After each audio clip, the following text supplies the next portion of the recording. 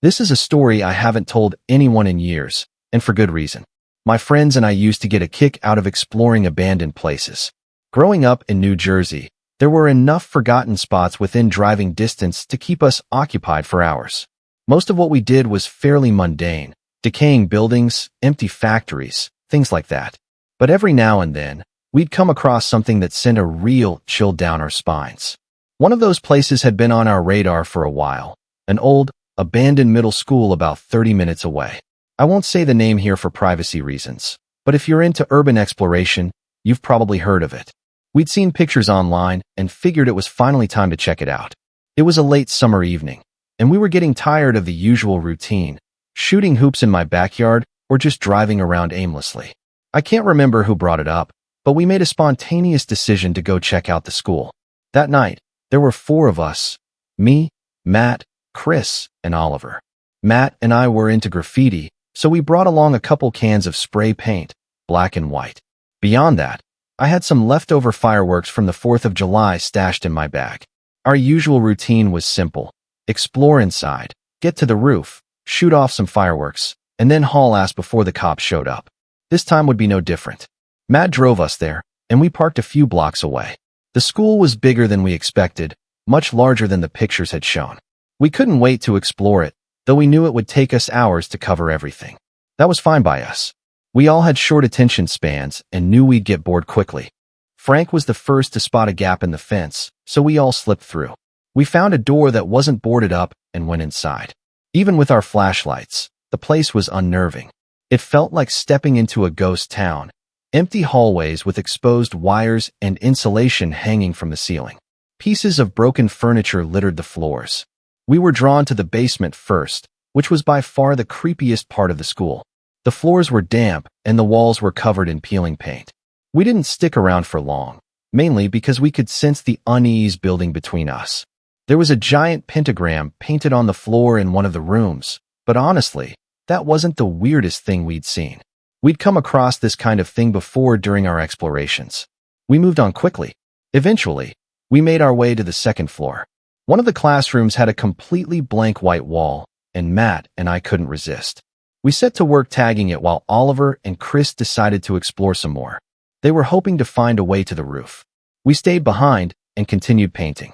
After a while, I stepped out into the hallway to check out some of the other artwork around the school. That's when I heard Matt shout from behind me. He sounded annoyed and asked if I was messing with him.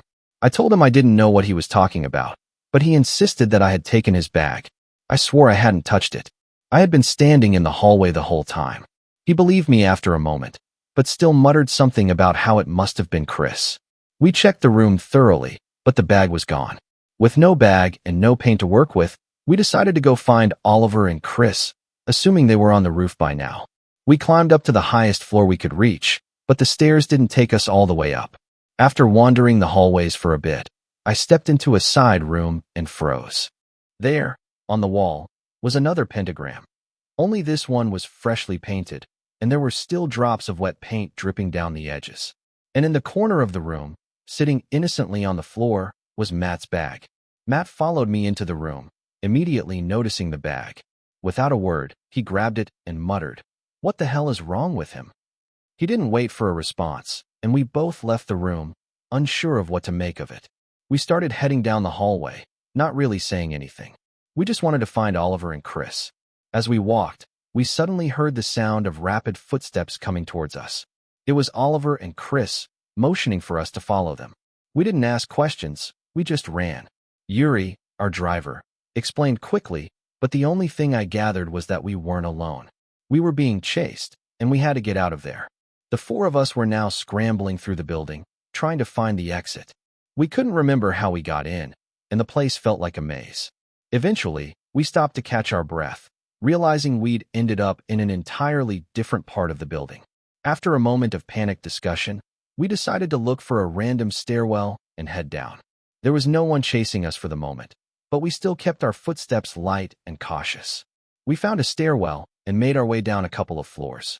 When we reached the ground floor, we felt like we were almost out of the woods. But just as we were moving through a hallway, a sharp, hiss-like sound filled the air. It was almost like someone was trying to imitate a cat. We froze. For a few moments, there was nothing but silence. Then, a voice, low and cold, emerged from the darkness. I should have cut you when I had the chance. Without hesitation, we turned and sprinted.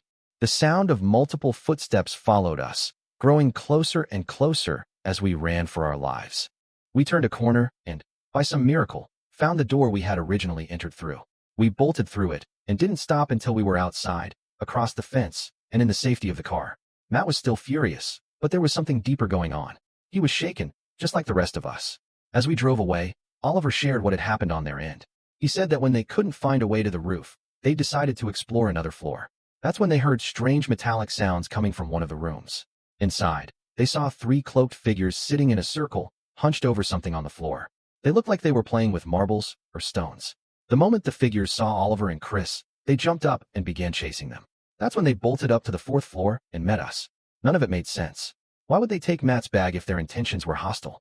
What were they really trying to do to us? Was this some kind of sick game? We never went back, and to this day, I don't know what really happened in that school. All I know is that whatever we were caught up in, it wasn't just some random prank. It was something far darker, and the thought of it still gives me chills.